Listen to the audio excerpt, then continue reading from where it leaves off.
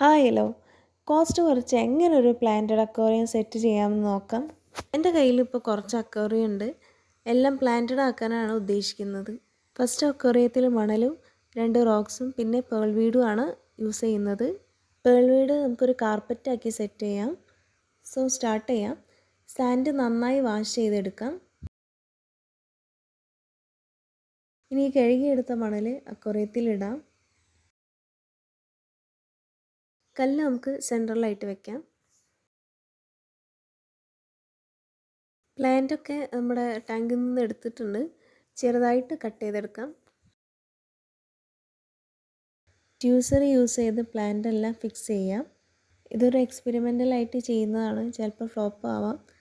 നിങ്ങൾക്ക് എന്തെങ്കിലും സജഷനോ കാര്യങ്ങളോ ഉണ്ടെങ്കിൽ കമൻറ്റ് ചെയ്യാം. ഇതാണ് നമ്മുടെ ഫൈനൽ ഔട്ട്. ഇനി ഇതിനൊരു ലൈറ്റും കൂടെ സെറ്റ് ചെയ്യാനുണ്ട്. അടുത്ത വീഡിയോയിൽ അതെങ്ങനെ ചിലവ് കുറച്ച് ചെയ്യാമെന്ന് നമുക്ക് നോക്കാം.